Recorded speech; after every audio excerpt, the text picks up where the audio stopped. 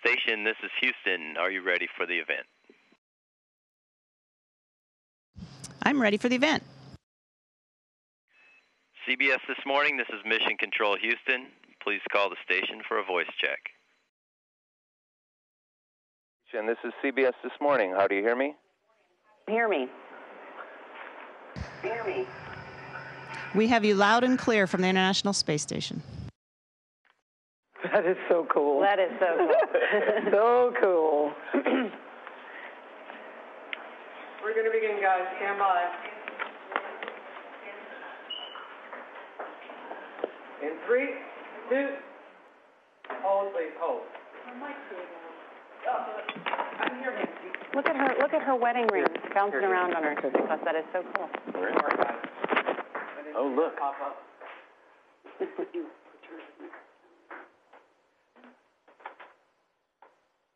Mary. There you go. Okay, guys, here we go. Stand by. 3, 2. This week, we're looking at eye-opening breakthroughs, and not just on Earth. Astronaut Karen Nyberg blasted off for her mission aboard the International Space Station in May. She'll be there conducting research until November. We are pleased to have Karen Nyberg with us from about 250 miles above the Earth. Karen, good morning. Good morning to you. I'm happy that I can join you this morning. We're going to talk to you in a minute about some of the science experiments you're conducting. But first, I have to say I think you're one cool mom because you left a 3-year-old son, Jack, at home. You missed his first day, I think, at preschool. How is that being away from your young son? Of course it's hard, but we do have great communication. I send down a video to him every day that's about 20 seconds long, and my husband sends up pictures and videos, and our support people at NASA do the same. And so, you know, there are people in the military who leave their families all the time, so this is nothing unusual or new. There's people going through it all of the time. Karen, I love looking at you in space, and you have to say, we love looking at your hair standing straight up. It's so cool looking for us down here on Earth.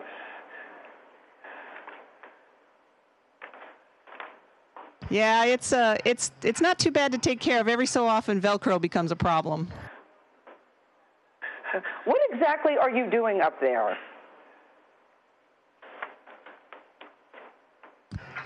We have a lot of things going on here. The International Space Station building was complete within the last couple years, and now we're starting to do a lot of science. And so our day schedule is some science, and also we have maintenance of the space station just like you would have maintenance in your house. And we just had a Russian spacewalk to do some work outside of the space station a couple days ago, and then in a couple weeks, my crewmates Chris and Luca will go out on a spacewalk, and then another one the next week. So we have a lot of stuff going on. Karen, one of the things that you're doing up there, you're doing some experiments looking at the effects of space on the human body, aren't you? That's right. We actually are looking at quite a few things. One of the things about living in space is your body doesn't need things the same way that it needs them on Earth, like your bone structure. And we found that the degradation of bone in astronauts is way faster than an elderly woman with osteoporosis. And so we're definitely doing a lot of study on that. We found out recently over the past few years that several of the astronauts are coming back after long-duration space flights with vision problems, degradation in their vision. And we just this increment kicked off a whole suite of tests looking at ocular health. Can you tell people, Karen, about your background? Because, you know, whenever you go to a high school reunion, there's always somebody that wins the prize for coming the furthest. That would certainly be you recently at your high school reunion. You come from a small town. Can you tell us what it was like growing up for you there and your dreams and ambitions then? Yeah, it was great. A small town in central Minnesota, and most of the people that I graduated from high school with I knew since we started kindergarten. There were only about 30 of us in our graduating class, and so it's kind of a close class in that way when there's only 30 people, as opposed to some of the bigger schools where there's 600 people in your class. And I had a lot of great opportunities going to a school that size. And I think for me, it was actually a preferred school to go to than a bigger one would have been, because it allowed me to not only excel in academics, but also partake in sports and music, where in a bigger school, I'm not a great athlete, and I probably would not have made the basketball team and the volleyball team and the track team. And so in a school that size, I was able to be a member of many teams and get a well-rounded base that helped me get where I am today. Karen, this year, half of the newest class of NASA astronauts are women. What do you think that means for the way we explore space and changes in science? Yeah, I think that's fantastic. And I think it's a natural evolution of things that eventually more women are starting to get into the fields. You know, the first astronaut class many years ago, they selected all test pilots, and there weren't any women test pilots at the time. And so the people they were selecting from was men, and that's why it was men. And as we get more and more women that are excelling in these areas, we're just naturally going to get more and more women. And I think it's fantastic. It just makes everything the whole exploration experience just a lot more well-rounded to get as many different types of people as you can. Karen, your bio on Twitter reads, astronaut by day, aspiring quilter, crafter, artist, runner by night, wife and mommy 24/7. How do you do it? Well, right now I'm probably slacking on the wife and mommy part, and I'm actually slacking on the rest of it too, mostly playing astronaut. But I like to do a lot of different things, and it comes back to being well-rounded, like I talked about from when I was in high school, and being able to participate in a lot of different things. And I just, I think it's important for people to have hobbies and to have various things they can do at the end of the day when they get home from work, things that are relaxing to them. To me, it happens to be sewing. I could sew for hours. It's very relaxing for me, and I love to create things, and so it's very satisfying to me when I spend some time and create something, especially when I can give it as a gift. It just makes me feel very good. Wow. And quickly, what is that ring bouncing around on your neck that we see? This is my husband's wedding band. I have my husband's wedding band and also a little charm with a J on it for my son. Sun Jack. Sun Jack. This is a first for us. A first for us. Karen from space, wonderful to talk to you. Thanks so much. I'm glad you could join us. Have a good morning.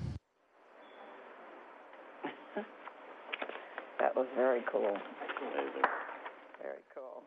Hold on a second. Hold, please. Yeah. Karen, we have a signature, it's Nora O'Donnell, we have a signature line here in our program where we say, all that and all that matters. And we ask famous people and celebrities to do it. Would you mind doing that for us? Sure. On your go. Say, on my go, say, all that and all that matters. Go. All that and all that matters. That was nice. Thank you so much. Safe travels. Yay, Karen. Yay, yay, yay. Thank you, Karen. Thank you. That was very cool. Station, this is Houston ACR. That concludes the CBS This Morning portion of the event. Please stand by for a voice check from CNN.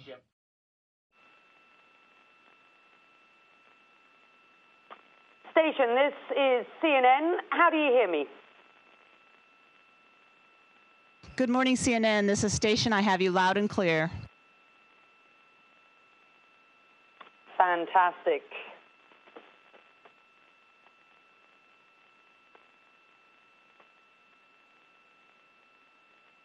NASA astronaut Karen Nyberg joins CNN's Leading Women live from the International Space Station. Karen, we're absolutely delighted to have you with us this morning. We've received questions from our audience all over the world via CNN.com, Facebook, and Twitter. So let's get started. Our first question, Simeon Birchall, CNN.com commenter, asked, Is there huge competition for every seat on a shuttle launch?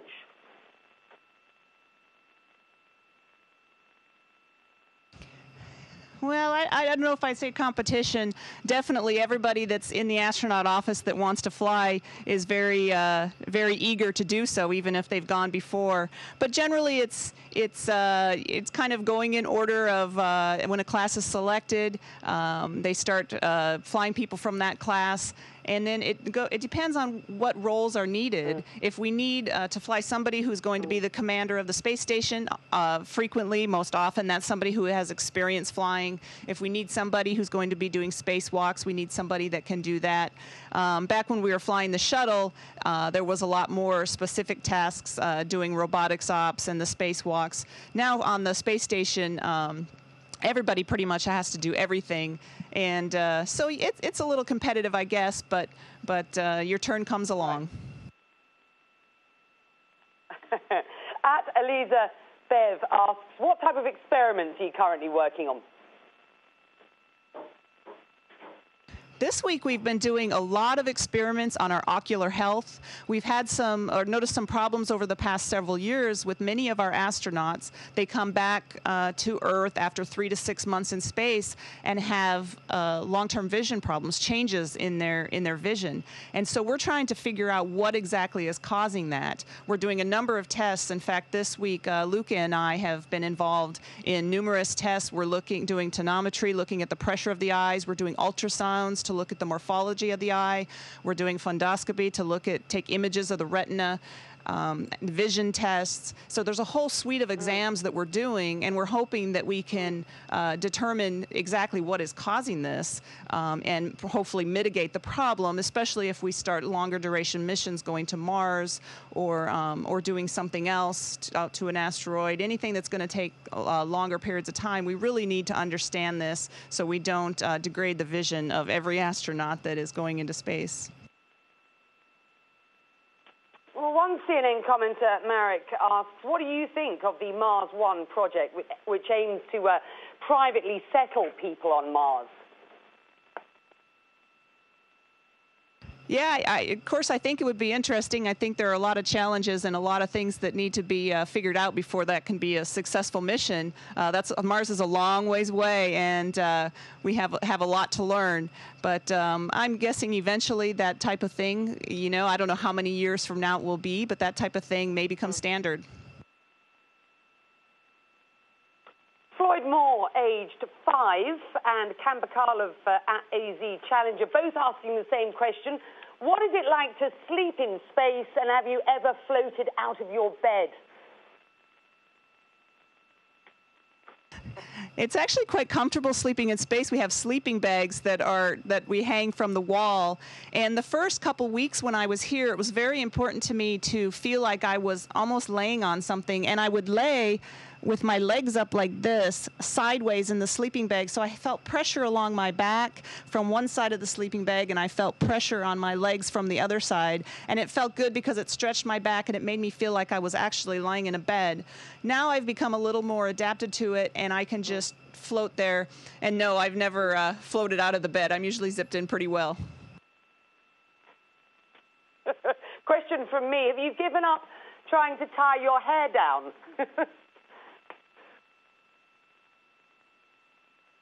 Sometimes I wear my hair out. Sometimes I tie it up. I try to, when I'm working in close quarters with other people, I try to keep it. The main goal is to keep it out of other people's faces.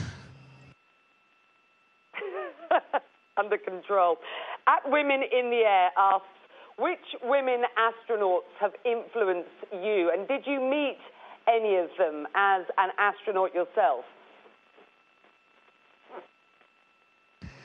Yes, when I was in high school, when I was certain that being an astronaut is what my goal was, it was a very important time when Sally Ride was making her first first flight into space, and she really impacted me. And also, just looking back, I did some research onto Valentina Tereshkova when I was in high school, because she was the first female to fly in space. And I actually did meet her last year for a brief moment before traveling to Baikonur as a backup for one of the missions. And it was just fantastic opportunity to get to meet her.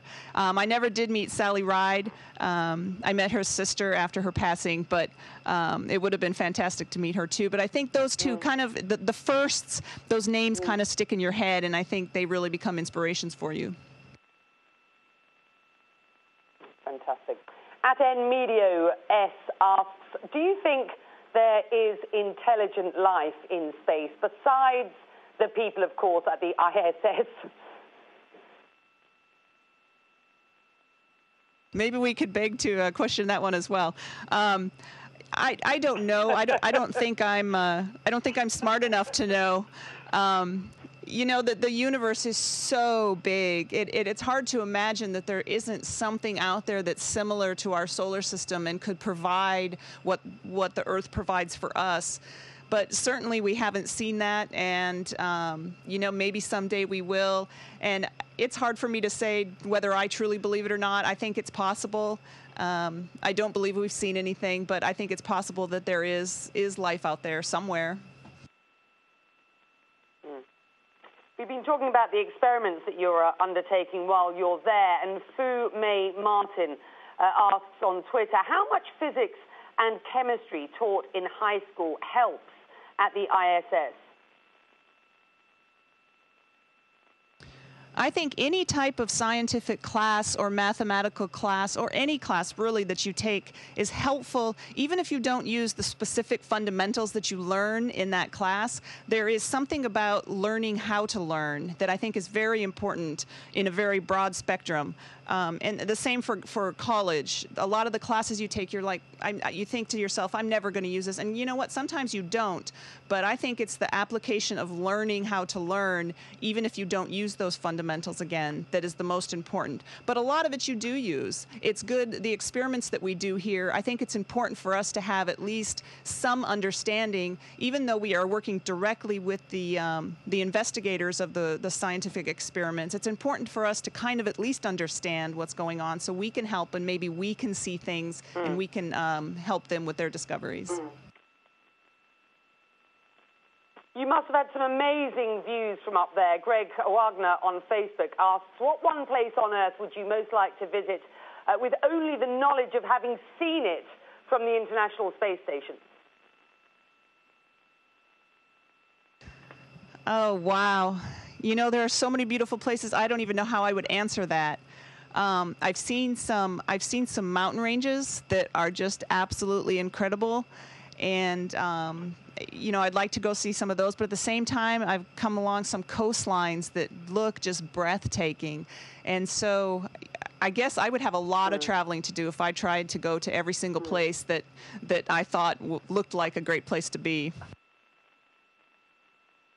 Well, CNN Mexico commentator Luis Flores Gonzalez asked, if you were offered the opportunity to take a one-way trip to the deepest part of the universe, will you accept it? A one-way trip, no. Especially the current situation I'm in with a young son and a husband at home. I definitely would not want to do a really long and definitely not a one-way trip. It might be a different story if I had family with me, but yeah, I'd have to say no to that. All right. At Fadel Indonesia asks, when you read my message or listen to my message as you are now, what continent are you looking at present? Well, let me see. We actually have a program here. We just passed over the east coast of South America, and we are heading up towards Africa. We should be there in just a couple minutes, and then we'll head up over Europe and into Asia. In a couple of minutes' time. That is absolutely remarkable. One quick question. CNN Leading Women co-anchor Christy Lustad asks us, says that you're a bit of a DIY design geek, she hears. Do you get crafty in space at all? I have been trying to do a little bit. Finding the free time, it's amazing. Time goes so fast, and in the weekdays, in the evenings, there's absolutely no time for that. Sundays is really my day, and I actually got a few things out the other day and drew up a design on a piece of paper and cut up some old T-shirts and have started sewing things together. I'm not quite sure exactly how it's going to turn out, but I have spent a little bit of time, and I have the supplies, so I'm ready to when I find the time to sit there and do that only. Hopefully, I'll get something done. Karen Nyberg joining us from the International Space Station this morning. Karen, it's been an absolute pleasure. Thank you very much indeed on behalf of our viewers and consumers at CNN. Thank you so much. It was nice talking to you. Station, this is Houston ACR. Thank you. That concludes the event. Thank you to CBS This Morning and CNN. Station will be resuming normal audio communications.